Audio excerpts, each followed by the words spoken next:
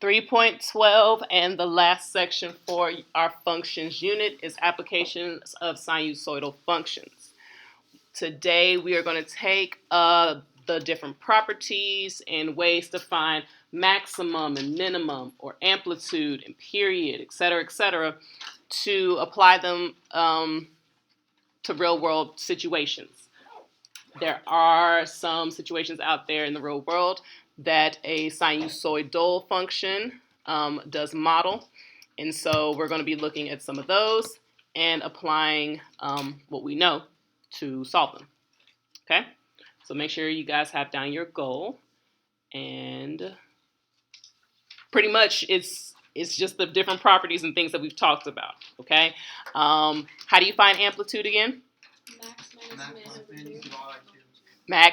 So the maximum height or whatever minus the minimum height divided by 2. We can find our principal axes by max plus min divided by 2, that vertical shift. And then, of course, to find our period, it is 360 over b. Okay, so those different things we're going to need to know for these types of problems. Sometimes the equation will be given to us, like in our very first example. And so then it's going to be just more of a matter of can we pull out the different type of information. So our first example says the average daytime temperature of a city is given by the function d of t equals 5 cosine 30t degrees plus 20 degrees, where t is the time in months after January. We are asked to sketch a graph of d against t for 0 less than or equal to t less than or equal to 24. Okay, so we need to sketch a graph of d against t. What's going to be on our horizontal axes? Not our principal axis, but basically what represents that horizontal axis? X. What is not x in this problem is what? T. It's t. Good morning, users. So t is going to go on our horizontal axis because that represents our months. So we're going to start at where? 0. At 0 and go all the way to what? 24. 24. Okay, we're not going to go beyond 24 because that's what it told us to go, between 0 and 24. And so now we basically need to get basically the graph. D is going to be our daytime temperature. Okay, so this is going to be our temps. What is, looking at our equation, we can tell that our amplitude is what? 5. Our amplitude is 5. What is our principal axis? 20. So let's make sure that we have 20 here on our graph. Okay, so we know that 20 is that line that basically cuts our graph in half. And if our amplitude is 5, then that means our maximum temperature is going to be at what? 25. And our minimum temperature is going to be at what? 15. And we know this because from the principal axis to the max, or from the principal axis to the min, it should be a distance of 5, our amplitude. Okay? Question is, I guess, more so, what is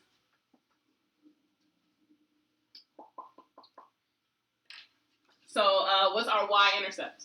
25. It is 25. How do you know it's 25? It's cosine, so it starts at the max. Cosine does start at the max, which is normally what? 1. It's normally 1. But it basically got stretched vertically by 5, and then it also got shifted up 20 units. So that means it starts at 25. You could also plug in 0 for t. 0 represents January's temperature. 0 times 30 is 0. Then you would just type into your calculator 5 cosine 30 plus 20. Yes? So when you have cosine, the max is always the y-intercept? So the max is always the y-intercept, yes. Unless it's been shifted left or right. But if there's nothing being added or subtracted inside the parentheses, then you know it hasn't been shifted. Okay? Let's see. What happens when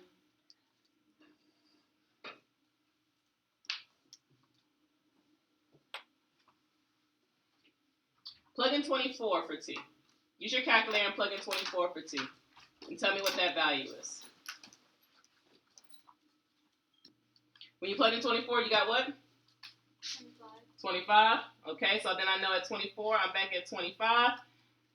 And then here was my my simple self and my brain wasn't thinking this early in the morning. What's my period? 12. You sure? No. 30 represents our B, and so we would use the formula of 360 over D, so you 12. get 12. So you get 12. So then that means it completes a full cycle in not 24 months, but 12 months. So then that means that if I have a maximum at 25, at 0, that means I'm also going to have a maximum at 12, 25.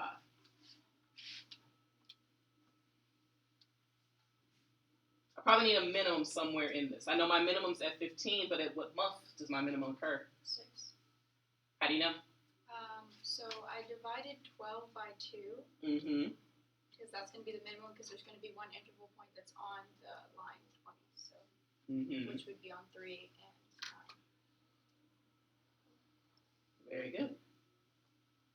Also think, if you look at the original graph of sine or cosine, it's basically split up into quarters. If you look from max to min, that's always half of your period, every time. Half of your period. So then if I have one full period at 12 months, then half of that would be 6 months. So that means my minimum will occur at the 6th month. What would be the next minimum on my graph? 18, because again, it would be another 6 months afterwards. So there's a terrible sketch. Let's try this again. There's a sketch of D against T.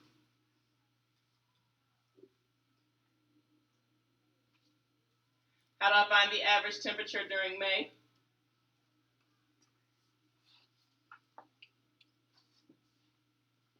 Don't overthink it. How would I find the average temperature during May? Does that mean I'm looking for D or am I looking for T? Would it be your principal axis? Wait, because if your temperature is like 25 for your highest and 15 for your lowest, You'll be looking for T. 20 to 25. Okay. Let's go back and let's make sure we have this real quick. T represents what? Time in months. Time in months. Okay? Now, what does D of T represent? It represents that daytime temperature.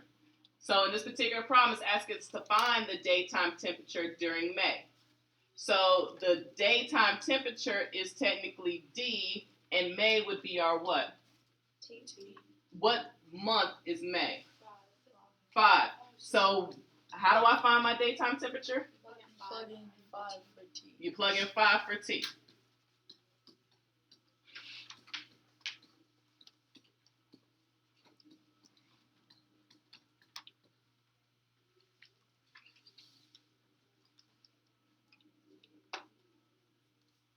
So you're basically looking for this particular point on your graph. We know that it has to be more than 15 degrees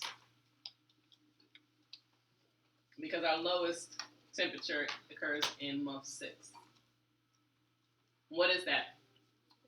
15.6. 15.6? Yes.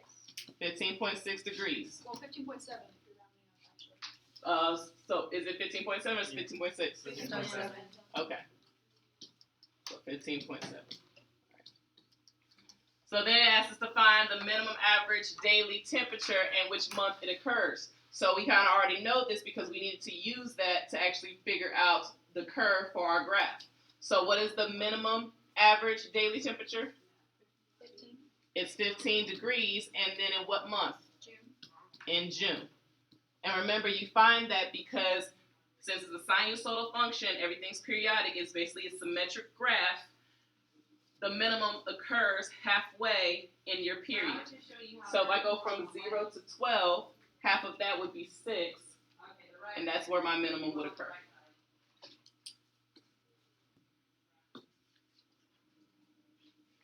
On a mini golf hole, golfers must putt the ball through a castle entrance. The entrance is protected by a gate which moves up and down. The height of the gate above the ground t seconds after it touches the ground is given by that equation.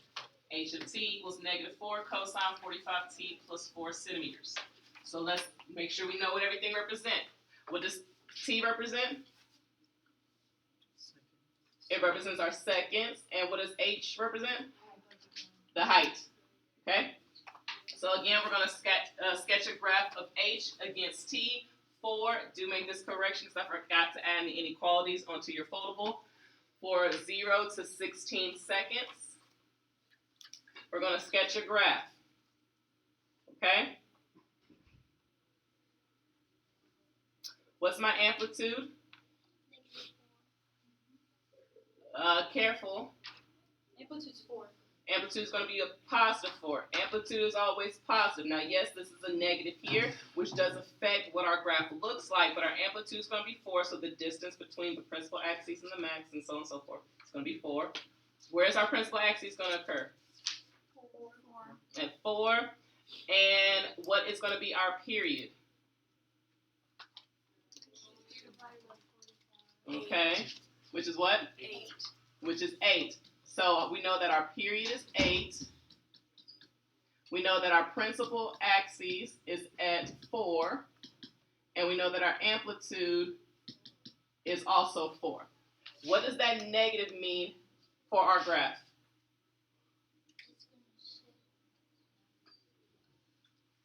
Think back to transformations. When you had a negative on the outside, what did that mean? That one's on the front side. It was going to reflect over what? Is it X or Y? It's X. It's X. Now, this would be if the graph wasn't shifted up or down, right? But this graph has been shifted because the principal axis is not 0. What's the principal axis? 4. So when you graph this, because I'm going to let you guys try to sketch it yourselves first before I come in and sketch it for you. If it's going to be reflected, which it is because of that negative, it's going to be reflected over your principal axis. Okay? So keep that in mind when you guys try to sketch this. So take a minute and try to sketch this using all the information that we have so far. So we know that our period is 8, which means I should have, how many cycles should I have for 0 to 16? 2. I should have 2. What is my maximum height? 8. 8. What's my minimum height? 0. 0. Okay, and we know this because if our principal axis is at 4 and our amplitude is 4, that means we go 4 above and 4 below that particular line. So I'm going to go ahead and sketch this. Remember, anytime you have to create a graph yourself, you always want to make sure you label your axes and also scale your axes as well. So I'm going to label my horizontal axis as time in seconds, okay? So time in seconds. And I should go from 0 to 16. And I'm going to label my vertical axis as height. I know I'm going to need to have a 4 in there, but I also should have an 8 and then also a 0. Okay? You guys said my period was 8 and that I should have 2 cycles in between 0 and 16. So I'm definitely going to have a key component of 8. My principal axis is at 4. And let's see. Now to get my graph. At 0 seconds, what's my height? 8. It's not 8. 0. It's None, 0. Yeah. Okay? Now, normally it would be 8. But because it was a negative in front, that means the graph is reflected over that principal axis. So instead of it being at 0, 8, it's going to be at 0, 0. Okay? The maximum is going to go all the way up to 8, and it's going to be halfway.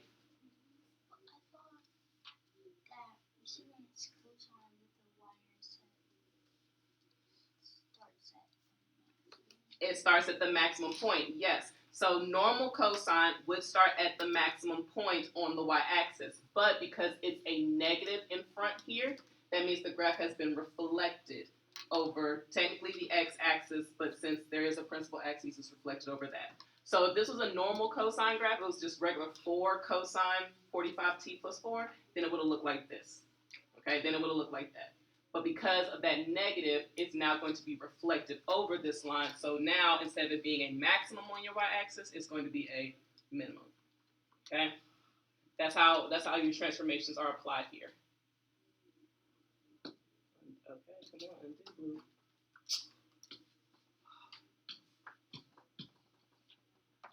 sense? Mhm. Okay.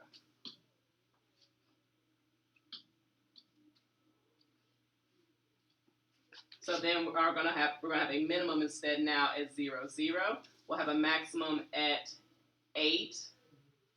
What time? 4 seconds. 4 seconds, because it's always half of the period. Then we'll be back at the minimum at 8 seconds. 8 seconds. Back at a maximum at how many seconds? 12. Back at a minimum at 16. Okay? Miss Ashton, Yes. why is it gonna max height? I know it's 8, but like why is it at 4 seconds? Because since we have one complete period in 8 seconds, that means we're going from min to min. So the max has to be half the way. Okay, got Now, by all means, you can also type this into your calculator. Make sure you're in degree mode.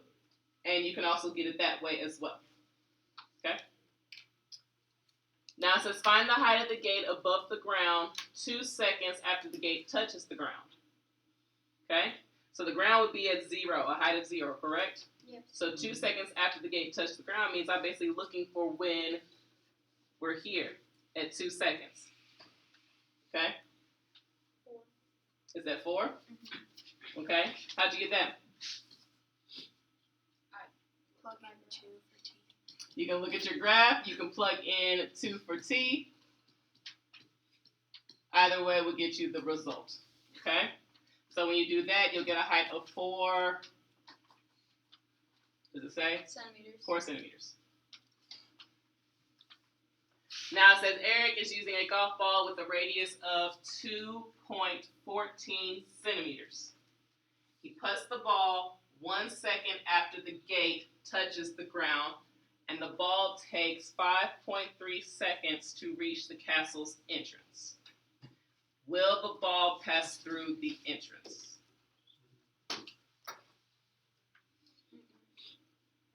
Okay, I'll read it again. Have some of y'all already probably brains are thinking.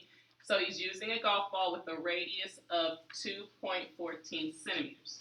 He puts the ball 1 second after the gate touches the ground, and the ball takes 5.3 seconds to reach the castle's entrance. Will the ball pass through the entrance? No. Okay, we have some folks saying no.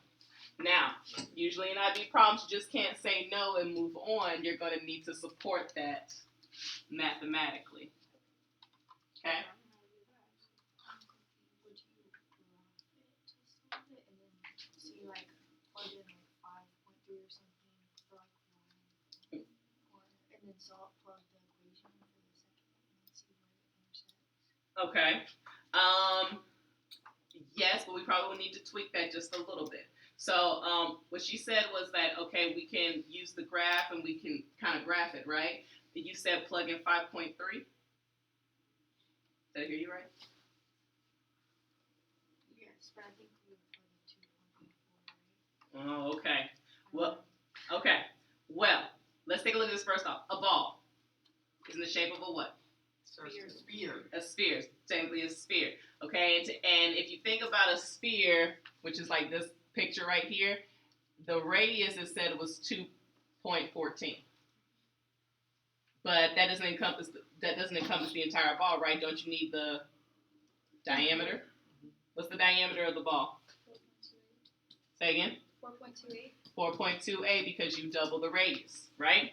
Now, in order for this ball to pass through the gate, that means that it has to be at a height higher than 4.28 the second it gets to the gate, okay? Now, if he puts the ball 1 second after the gate touches the ground, which would technically be here, and it takes the ball 5.3 seconds to reach the castle gate, what time is that ball going to be right at the gate? 6.3. 6.3 seconds. So so you should really be thinking, okay, what's the height of the gate at 6.3 seconds? You just plug that in. And you just plug that in. And you just see if it's taller than 0.28. And you'll see if it's taller. It's not. It's not? No. Okay, so then that will be the math to support it. So again, we know that it's at the gate at 6.3 seconds because He starts it 1 second after it touches the ground, and that's how long it's going to take to travel. So then if we plug in that value, 6.3 for t, multiply by 45 and do the rest, we'll see that the height is actually what of the gate? 3.06621. 3.60? 3.06.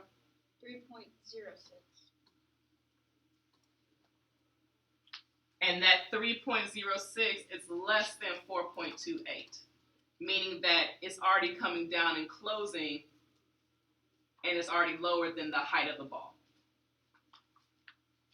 So we can even say that 3.06 is less than 4.28.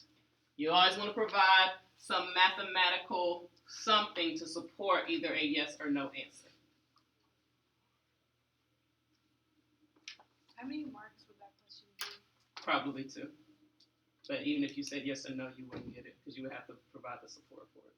So you wouldn't get accuracy or Because the reasoning behind it is what's important. So yes, you can 50% yes or no, but if you don't have that reasoning, then you're not going to get it. It will say, do not award A1R0. The reasoning has to be there. Last example. A paint spot X lies on the outer rim of a wheel of a paddle steamer. The wheel has a radius of 3 meters. It rotates clockwise at a constant rate, and X is seen entering the water every 4 seconds. H is the distance of X above the bottom of the boat. At time t equals 0, X is in the position shown. So we're going to find a sign model for H in the form of what's given to us. And we're going to answer the question, is X above or below the water after 6.5 seconds? And again, we're not just going to say above and below. We're going to have the math to support it as well. Okay? So, there's the picture that does go along with it, so you can have that visual there. There's a lot of important things that are in this picture. First off, we have the water level. Okay? So we see that the wheel does go 1 meter below the water level. And on top of that, it is 1 meter above the bottom of the boat. Okay? So when it asks us, H represents the distance from the bottom of the boat, we need to kind of keep that in mind. Let's see. We have a radius of 3, which technically means our diameter is what? 6. So we know our diameter is 6 because we have to double it. So this 2 is also 3 meters. Okay? And let's find our equation. Let's find our A, our B, and our D. So we're actually going to write the full equation here.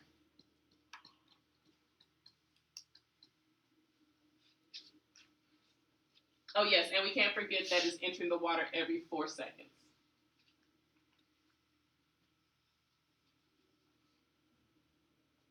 So how do I find my A?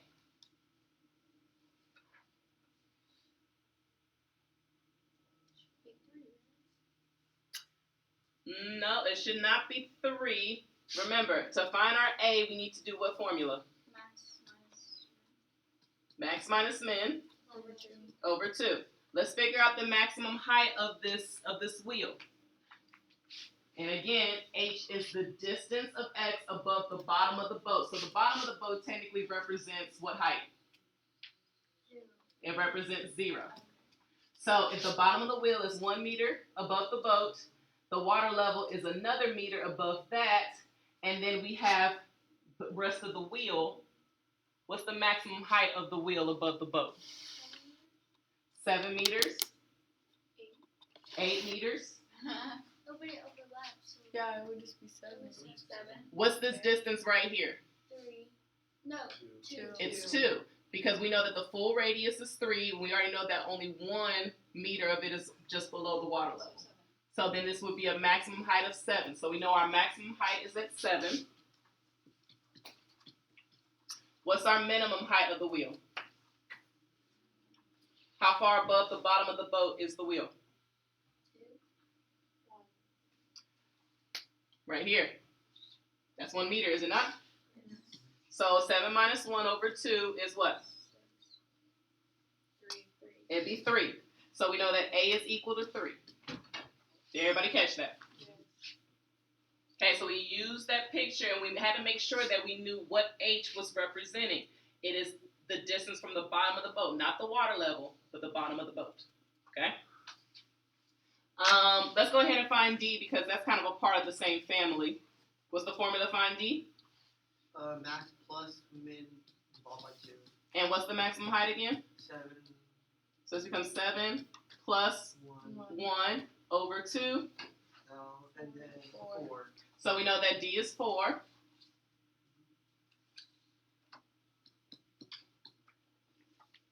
Now we have to find B.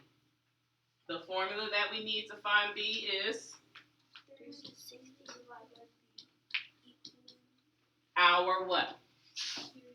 period. Period. What is our period? 4 seconds. It's 4 seconds because it says that X is seen entering the water every 4 seconds. That means every time it hits this point right here, because it is heading clockwise, okay, it takes 4 seconds basically to hit that point in that water. So it's going to end up right back here at this check mark every 4 seconds. So it's going to repeat every 4 seconds. So our period is 4, which means that B is going to be equal to what? 90.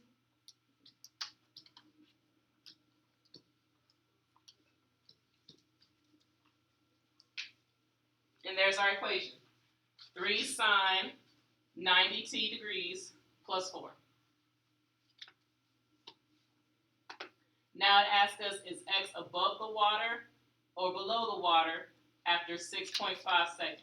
We just can't say above or below. We need the math to support it. So mathematically, how will we support that? Plug 6.5 into the equation.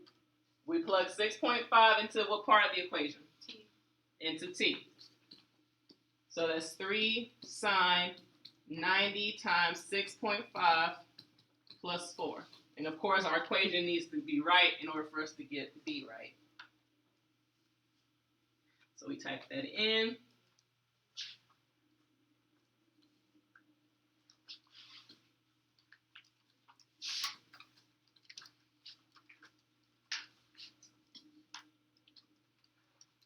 And what is this?